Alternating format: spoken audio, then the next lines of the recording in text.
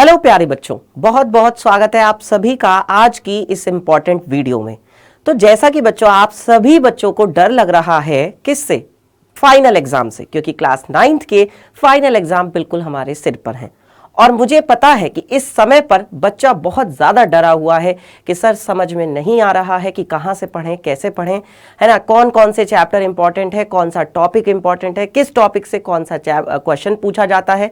तो क्या कोई अगर हमें ये चीज बता देता तो शायद हमारा काम बन जाता। तो आज की जो ये वीडियो है बेटा आप लोगों के लिए है। वीडियो शुरू करने से पहले आप लोगों से कहना चाहूंगा कि इस वीडियो को जितना ज्यादा से ज्यादा हो सकता है प्यारे बच्चों शेयर कर दो अपने सभी फ्रेंड्स के साथ, भाई बहनों के साथ, जितने भी दोस्त हैं सबके साथ, ताकि आपकी ये जो इंफॉर्मेशन है इंपॉर्टेंट ये सबके पास पहुंच जाए। और बेटा किसी को शेयर करने से ना आपके नंबर कम नहीं होंगे, इस बात को हमेशा याद रखना। तो जल्दी से शेयर कर दीजिए और फिर शुरू करते हैं अपनी आज की वीडियो। बच्चों आज की इस वीडियो में सबसे पहले मैं बात करने जा रहा हूं वार्षिक परीक्षा का जो सिलेबस है, यानी कि पूरा का पूरे कौन कौन से हमारे पास चैप्टर हैं। तो हमारे पास बच्चों जो है 1 से लेकर के 12 तक कुल मिलाकर के चैप्टर हैं, जिसमें से हमारी संख्या पद्धति, बहुपद, निर्देशांक ज्यामिति, उसके बाद 2 चरों वाले रैखिक समीकरण, फिर आता है हमारा यूक्लिड की ज्यामिति का परिचय, रेखाएं और कोण, और इसके बाद हमारे पास आता है त्रिभुज, चतुर्भुज, वृत्त, हिरोन का सूत्र, पृष्ठीय क्षेत्रफल और आयतन, और सांख्यिकी। अब आप अगर देखेंगे तो इनमें से ज्यादातर चैप्टर्स के, या मैं ये कह सकता हूं कि लगभग हर एक चैप्टर का बेटा मैंने आप लोगों को 1 शॉट में रिवीजन करा दिया है। अब बात आती है कि सर आप अब हमें अगर क्वेश्चन प्रैक्टिस करनी है तो हम कैसे करें? बच्चों मैंने आप लोगों को 1 से लेकर के 4 चैप्टर तक, फिर 5 से लेकर के 8 चैप्टर तक, और 9 से लेके 12 चैप्टर तक अलग अलग तरीके से मैंने आपको क्वेश्चंस करवाए हैं, जो आपके एग्जाम पॉइंट ऑफ व्यू से बहुत ज्यादा इंपॉर्टेंट है। तो प्यारे बच्चों एक तो आप लोगों को वो क्लासेस जाकर के देख लेनी है, वो आपको इसी चैनल पर बेटा मिल जाएंगी लाइव क्लासेस में, ठीक है। आप जाकर के देख लीजिएगा, अभी रिसेंट में ही मिल जाएंगी, ठीक है। वहां से जो क्वेश्चन मैंने करवाए हैं उनकी प्रैक्टिस करनी है। इसके बाद बच्चों अब मैं आपको बताने जा रहा हूं चैप्टर वाइज आपको कौन कौन से क्वेश्चन, कौन कौन से टॉपिक्स को तैयार करना है। जैसे मैं अगर पहले चैप्टर की बात करूं संख्या पद्धति, तो इसमें से आता है बेटा परिमेय और अपरिमेय संख्या का निरूपण, ठीक है। परिमेय संख्या को कैसे दिखाया जाता है? जैसे मान लीजिएगा आपको संख्या दे दी जाती है 2.5, तो इसे आप p/q के रूप में कैसे दिखाएंगे? तो इसको p/q रूप में बदलने के लिए, या जैसे मान लो आपको संख्या दे दी जाती है 0.2333, है ना, डैश डैश डैश, इसको p/q रूप में बदलिए, ऐसा क्वेश्चन आ सकता है। 2 परिमेय संख्याओं के बीच में परिमेय संख्या निकालना, जैसे मान लो आपको दे दिया जाए 4/3 और 5/2, इन दोनों के बीच में 7 परिमेय संख्याएं ज्ञात कीजिए, इस पर बेटा सवाल पूछा जाता है। फिर आता है वास्तविक संख्याओं पर संक्रियाएं। वास्तविक संख्याओं पर संक्रियाओं में बेटा कौन कौन सा टॉपिक आता है? इसमें कौन कौन से जो है चीजें आती हैं, जैसे कि ये मान लीजिए 2 है, एक परिमेय संख्या है, एक और अपरिमेय संख्या है, दोनों को जोड़ना है। या मान लीजिए एक 2 है और एक आपके पास √2 है, इनकी गुणा करनी है। या मान लीजिए आपके पास 4 है और एक आपके पास √2 है, इसको आपको भाग देना है। तो ये क्या है बच्चों? वास्तविक संख्याओं पर संक्रियाएं हैं, मतलब उन्हें जोड़ना, घटाना, गुणा करना या भाग करना, इस पर सवाल आता है। परिमेयकरण पर सवाल आता है, जैसे कैसे? 1/2 प्लस के √3, इसके हर का परिमेयकरण कीजिए। तो कैसे करते हैं परिमेयकरण? इसमें आप जो है 2 माइनस के √3 और बटे में 2 माइनस के √3 से ऊपर नीचे गुणा कर देते हैं। फिर इसके बाद आता है प्यारे बच्चों घातांक के नियम। जैसे अगर आपको दे दिया जाए 1/32, है ना, 1/32, और इसकी घात कितना दे दिया जाता है? 2/5 दे दिया जाता है। तो इसको सॉल्व करो। कैसे सॉल्व करोगे? क्योंकि बच्चों ये क्या है, 32 को आप लिख सकते हो 2 की घात 5, और फिर इसकी घात कितनी है? 2/5। तो हम जानते हैं कि अगर किसी संख्या की घात m हो और उसकी घात n दिया हो उसके ऊपर, तो क्या हो जाता है? a की घात m गुणा n हो जाता है, यानी दोनों घातों की आपस में गुणा हो जाती है। यहां से सवाल पूछा जाता है। फिर सेकंड चैप्टर आता है बहुपद। तो बहुपद में बहुपद का किसी बिंदु पर मान निकालना। जैसे आपको कोई बहुपद दिया है x² + के 4x + 4, और आपसे कहा जाता है कि x = 2 पर मान निकालो, तो आप क्या करेंगे? जहां जहां पर x है वहां पर आप 2 उठा के रख देंगे। फिर आता है बहुपद के गुणनखंड तथा शून्यक निकालना। इसी बहुपद के अगर आपसे गुणनखंड करने के लिए कहा जाए या शून्यक निकालने के लिए कहा जाए, तो आपको क्या करना होगा? 4 के ऐसे गुणनखंड की 4 आ जाए, तो 2 दूनी 4, और 2 और 2 कितने होते हैं? 4 होते हैं, हो गए गुणनखंड, है ना। फिर बीजगणितीय सर्वसमीकाएं। बीजगणितीय सर्वसमीकाएं कौन कौन सी हैं? जैसे हमारे पास है मान लीजिए a + b का होल स्क्वायर, तो ये किसके बराबर होती है? a - b का होल स्क्वायर, तो ये किसके बराबर होती है ना? x + y + z का होल स्क्वायर, तो ये किसके बराबर होती है? ये सारी जो सर्वसमीकाएं हैं इन पर आधारित जो सवाल पूछे जाते हैं। सवाल कैसे पूछे जाते हैं? जैसे कि 102 102 का वर्ग निकालिए सर्वसमीका की सहायता से। तो कैसे निकालेंगे? 102 को आप लिख सकते हैं 100 + 2, 100 + 2 का क्या कर देंगे? वर्ग कर देंगे। तो आपके पास क्या हो जाएगा? a का स्क्वायर प्लस b का स्क्वायर प्लस 2ab। यहां से बेटा क्वेश्चन जरूर पूछा जाता है। फिर इसके बाद आगे बढ़ते हैं बच्चों अगले चैप्टर की तरफ, निर्देशांक ज्यामिति। ये बहुत ही आसान चैप्टर है, इसमें केवल बिंदु के निर्देशांक है, भुज और कोटि। भुज को हम कहते हैं x और कोटि को हम कहते हैं y। ठीक है, किसी बिंदु का चतुर्थांश में स्थान पता लगाना और उसके चिन्ह, जैसे इस तरीके से है, ये आपका प्लस हो जाएगा, ऊपर की तरफ प्लस हो जाता है, नीचे माइनस होता है, लेफ्ट साइड में माइनस होता है। अगर कोई बिंदु प्रथम चतुर्थांश में है तो उसके चिन्ह कैसे होते हैं? दोनों प्लस प्लस के होते हैं। दूसरे में है तो उसके चतुर्थांश में है अगर कोई बिंदु तो उसके चिन्ह कैसे हो जाते हैं? x होता है माइनस का, y कैसा होता है? प्लस का। तीसरे में अगर कोई है बिंदु तो उसके चिन्ह कैसे हो जाते हैं? Minus minus. चौथे में अगर है कोई बिंदु तो उसके चिन्ह कैसे हो जाते हैं? x हो जाता है प्लस का और y हो जाता है माइनस का। ठीक है, फिर इसके बाद आते बेटा x अक्ष और y अक्ष पर स्थित किसी बिंदु के निर्देशांक। अगर कोई बिंदु x अक्ष पर स्थित होता है तो उसके निर्देशांक होते हैं x, 0 रूप के। अगर कोई बिंदु y अक्ष पर होता है तो उसके निर्देशांक होते हैं 0, y रूप के, है ना। तो इस पर क्वेश्चन पूछा जाएगा कि मान लीजिए आपसे कहा जाएगा कि बताइए 3, 0 कहां पर स्थित है? तो आप देखेंगे कि इसका y 0 है, यानी ये x अक्ष पर स्थित है। अगर आपसे ऐसे पूछ लिया जाए कि 0, -4 ये बिंदु कहां पर है, तो आप बता देंगे कि इसका x जो है वो 0 है, तो इसका मतलब ये बिंदु y अक्ष पर स्थित है। ठीक है, फिर कहा जाता है x अक्ष और y अक्ष से किसी बिंदु की दूरी। जैसे मान लो आपको कोई बिंदु दे दिया जाता है 3, 4 और आपसे कहते हैं कि इस बिंदु की y अक्ष से दूरी बताइए। तो जब y अक्ष से दूरी कहा जाएगा तो आप x निर्देशांक बता देंगे, और x निर्देशांक यहाँ पर क्या है? 3। बस ध्यान ये रहे कि अगर माइनस आएगा तो माइनस हटा देना है, क्योंकि बेटा दूरी कभी भी ऋणात्मक नहीं होती है। ठीक है, फिर आता है दो चरों वाला रैखिक समीकरण। तो इसमें क्या है बेटा? व्यापक रूप में बदलकर ABC का पता लगाना। जैसे आपको एक समीकरण दे दी जाती है 2x + का 3y और -4 = 0। तो आप इसकी तुलना किससे कर देंगे? ax + का by + के c = 0 से तुलना। जब आप तुलना करेंगे तो a की जगह पे 2 मिलेगा, b की जगह पे 3 मिलेगा, c की जगह पे -4 मिलेगा। ABC पता लग गया। एक तो यहां से क्वेश्चन पूछा जाता है। दूसरा, रैखिक समीकरण के 4 या 5 हल निकालना। जैसे आपको एक समीकरण दे दी जाती है 2x + के 3y बराबर कितना? 6। तो आप क्या करेंगे? ऐसे बॉक्स बना करके, है ना, और ऐसे बॉक्स वाला तरीका आपको मैंने बता रखा है, पढ़ा रखा है बेटा। हर चैप्टर के बच्चों मैंने 1 शॉट रिवीजन करवाए हुए हैं। अगर अभी तक आपने नहीं देखा है तो बच्चों आप जाकर के देख सकते हैं, आपको बिल्कुल परेशान होने की जरूरत नहीं है। और वो ज्यादा बड़े बड़े चैप्टर नहीं है, मतलब ज्यादा देर की क्लासेस नहीं है, ज्यादा से ज्यादा 2 या 2.5 घंटे की होगी, मैंने ज्यादा से ज्यादा बोला है।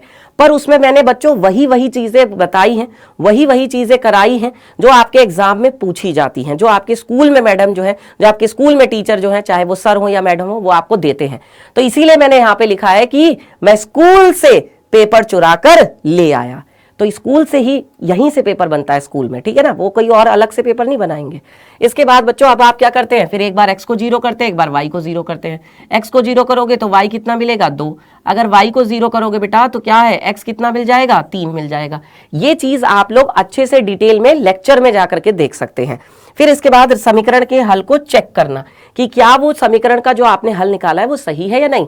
तो आप वो बिंदु उठा करके समीकरण में रख दो, x की जगह पे x का मान रख दो, y की जगह पे y का मान।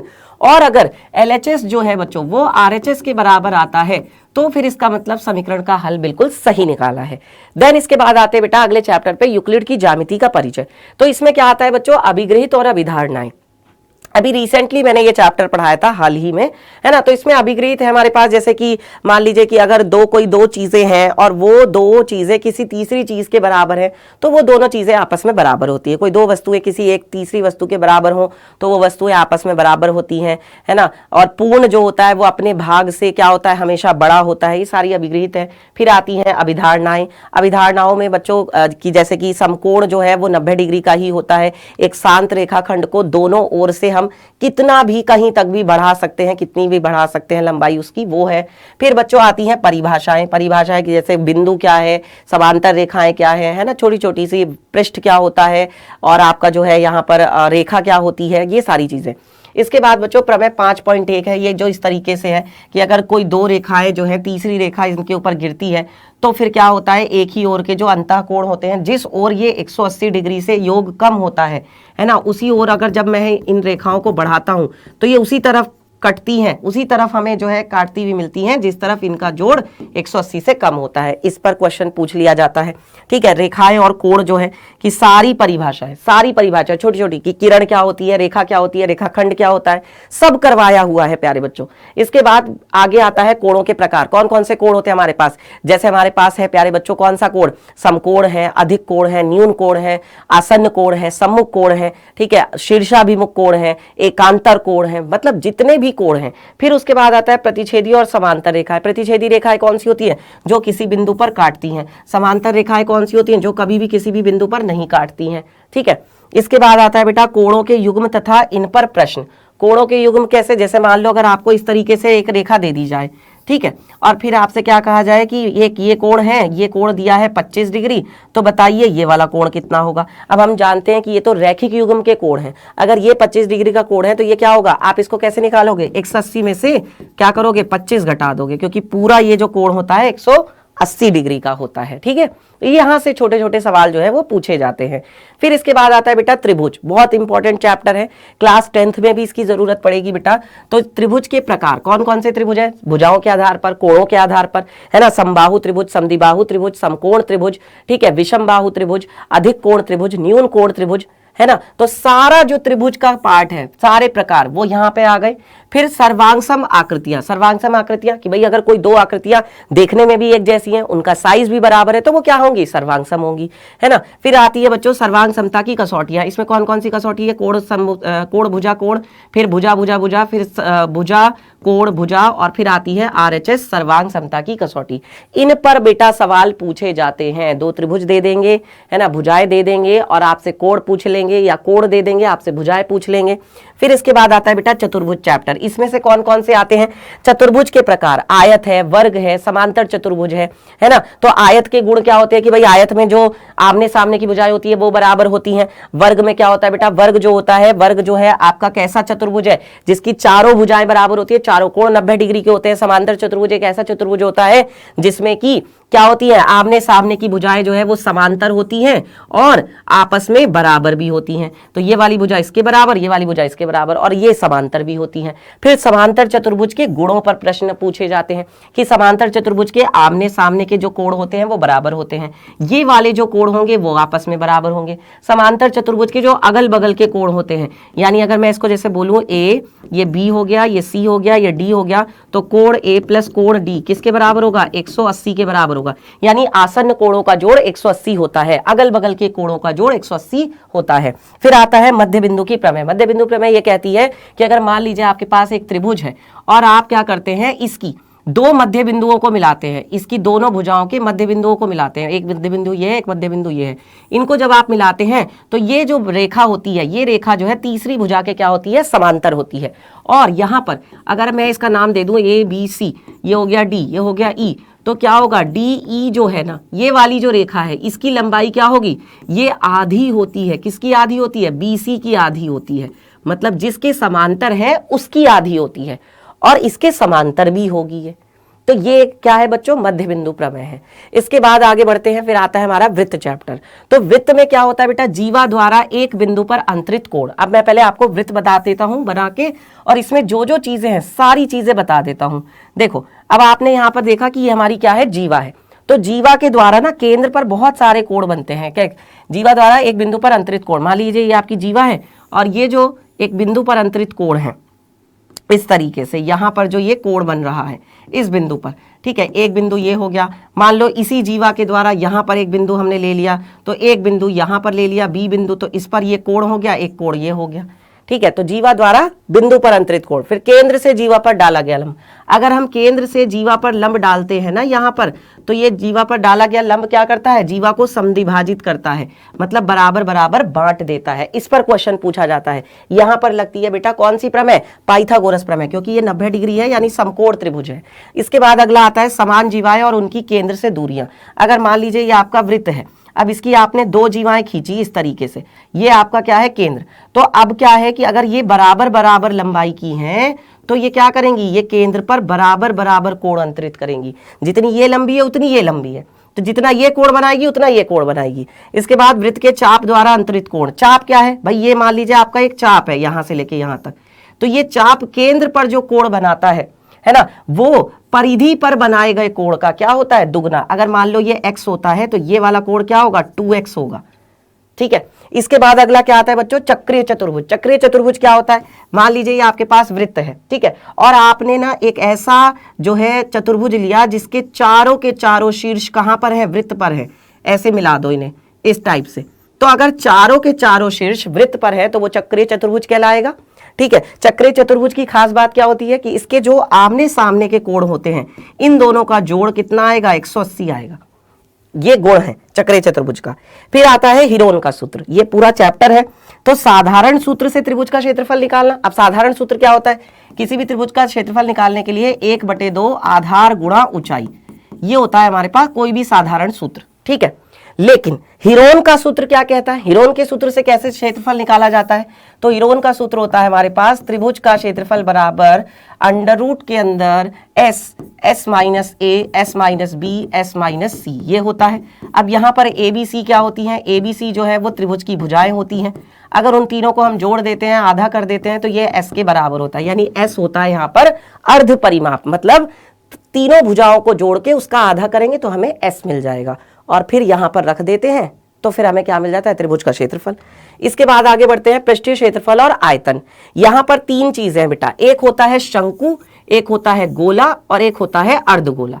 तो शंकु के लिए जो वक्र पृष्ठ होता है, शंकु का वक्र पृष्ठ होता है पाई आर एल। कैसा होता है शंकु, जैसे जोकर की टोपी होती है, या जैसे आइसक्रीम का कोन होता है। कोन को ही बेटा वैसे इंग्लिश में क्या बोला जाता है, मतलब कोन को इंग्लिश में कोन बोला जाता है और हिंदी में उसको शंकु कहा जाता है। ठीक है, तो इसकी ये तिर्यक ऊंचाई हो गई, मान लीजिए यहां से क्या l, ठीक है, और ये हो गई इसकी त्रिज्या r, और ये हो गई इसकी ऊंचाई h, तो इसका वक्र पृष्ठ हो जाता है पाई आर एल। फिर इसके बाद करते हैं संपूर्ण पृष्ठ की। तो संपूर्ण पृष्ठ होता है इसका पाई आर ब्रैकेट में l प्लस आर। उसके बाद आता है बच्चों आयतन। तो आयतन होता है 1/3 पाई आर स्क्वायर गुणा h। ठीक है, ये इसका आयतन होता है। फिर गोले की बात करते हैं। तो गोले का बच्चों जो वक्र पृष्ठ होता है ना, वही उसका क्या होता है, संपूर्ण पृष्ठ होता है। ये इसकी मान लीजिए त्रिज्या r हो गई, तो इसका वक्र पृष्ठ हो जाता है 4 पाई आर स्क्वायर। और जो गोले का आयतन होता है वो क्या होता है, 4/3 पाई आर क्यूब। r यहाँ पर क्या है, गोले की त्रिज्या है। फिर इसके बाद आता है बेटा अर्धगोला। अब अगर आपने मान लो क्या किया, इसी अर्धगोले को बीच में से काट दिया, मतलब पूरे गोले को बीच में से ऐसे काट दिया, तो ये आपको अर्धगोला मिल गया। तो इसकी ये त्रिज्या r है ना। अब अर्धगोले का वक्र पृष्ठ क्या हो जाता है, तो अर्धगोले का वक्र पृष्ठ होता है 2 पाई आर स्क्वायर। संपूर्ण पृष्ठ क्या होता है, संपूर्ण पृष्ठ होता है 3 पाई आर स्क्वायर। और अर्धगोले का आयतन क्या होता है, 2/3 पाई आर क्यूब। तो इन पर बच्चों सवाल 100% पूछा जाएगा, 1 नंबर में, 2 नंबर में, या फिर 4 और 5, मतलब लॉन्ग क्वेश्चन जो आते हैं। फिर आता है बेटा आपका चैप्टर लास्ट जो है सांख्यिकी। सांख्यिकी में से क्या पूछा जाता है, दंडालेख बनाना। ठीक है, दंडालेख कैसे, जैसे मान लीजिए कि अलग अलग बच्चों से पूछा गया कि तुम्हारा फेवरेट कलर कौन सा है। तो मान लो 10 बच्चों ने कहा कि मेरा फेवरेट कलर तो रेड है, 20 बच्चों ने कहा कि मेरा फेवरेट कलर तो ब्लू है। तो हम क्या करेंगे, हम इस तरीके से तो कलर लिख लेंगे, यहाँ पर तो हम क्या लिख लेंगे, कलर लिख लेंगे। ठीक है, और यहाँ पर हम लिख लेंगे इस तरीके से बच्चों की संख्या। और फिर हम क्या करते हैं, दोनों को मिलाते हुए दंड बनाते हैं। कैसे दंड बनाते हैं, मान लीजिए यहाँ पर आ गया 10, यहाँ पर आ गया 20, यहाँ पर आ गया 30, और अब क्या करेंगे बच्चों, यहाँ से यहाँ मिला देंगे, तो ये क्या बन जाएगा, ये रेड वालों के लिए हो गया।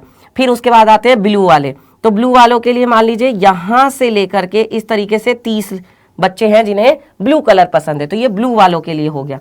इसे कहते हैं बच्चों दंडालेख। फिर आता है बच्चों आयत चित्र। आयत चित्र क्या होता है, जब हमें आंकड़े वर्गीकृत दिए जाते हैं, वर्गों में बांट करके दिए जाते हैं, तो उसे हम क्या बोलते हैं, वर्गीकृत आंकड़े बोलते हैं। उसके लिए हम आयत चित्र बनाते हैं।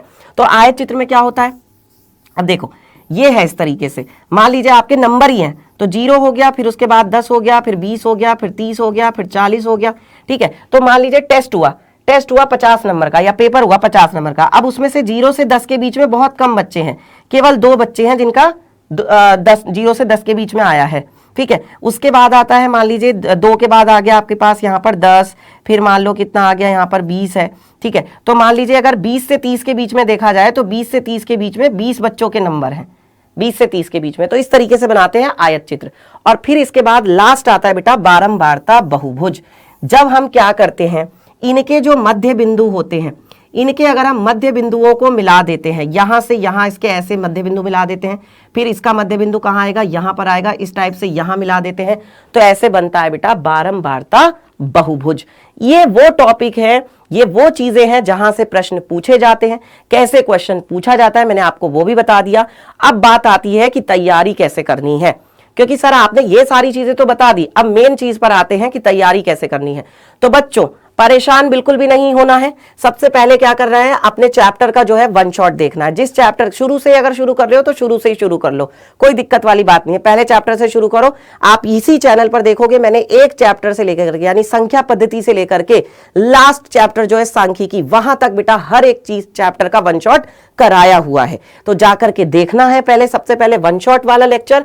उसके बाद जो मैंने क्लास में सवाल करवाए हैं वो सवाल बेटा बिना देखे खुद से करने, पहले समझ लो, वहां पे सीख लो, फिर उन्हें खुद से करके देखो। रफ कॉपी खरीद लो, कोई दिक्कत वाली बात नहीं है, 20-30 रुपए का रफ रजिस्टर आएगा, इससे ज्यादा महंगा नहीं आता है।